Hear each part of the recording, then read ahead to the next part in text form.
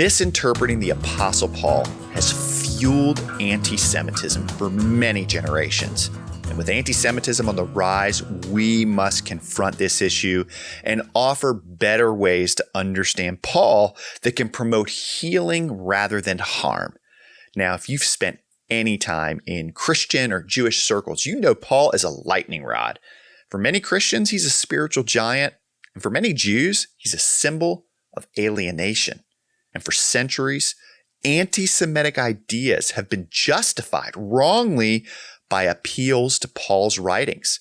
But Paul wasn't anti-Jewish. On the contrary, Paul was deeply, proudly, and covenantally Jewish to the core.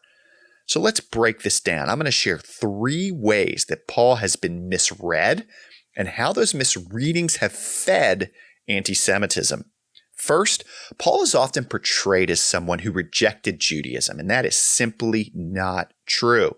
Paul never abandoned his Jewish identity and faithfulness to the Torah. He says in Romans 11 that he's an Israelite, a descendant of Abraham from the tribe of Benjamin.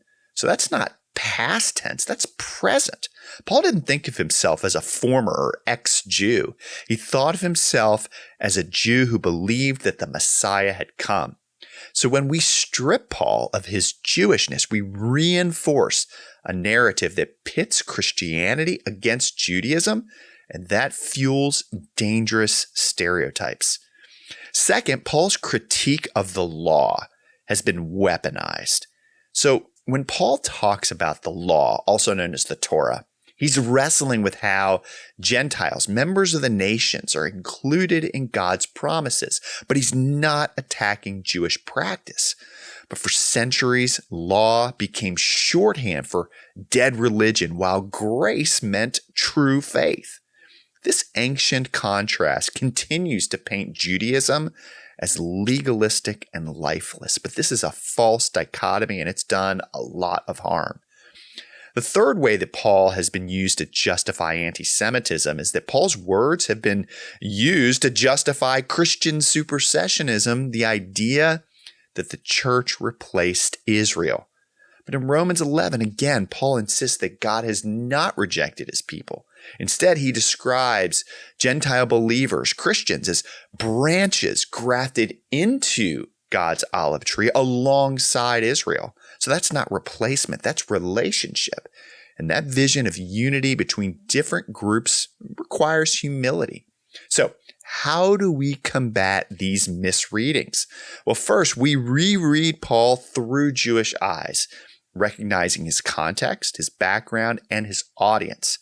Second, we challenge sermons, commentaries, and teachings that pit Paul against Jews and Judaism.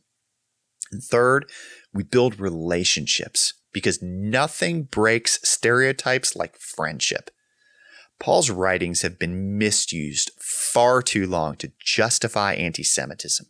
The time is now to reclaim Paul as a bridge rather than as a wedge between Jews and Christians. When we do that work together, we not only get a more accurate version of Paul, but we start to heal old wounds. If you'd like to learn more about Paul and his Jewish and Greco-Roman context, check out my book, The Weird Apostle. You can find it on Amazon. And don't miss out on any of my new content by subscribing wherever you're watching or listening. And if you'd like to learn more about how to build bridges between Jews and Christians, check out bridgebuildersforum.com.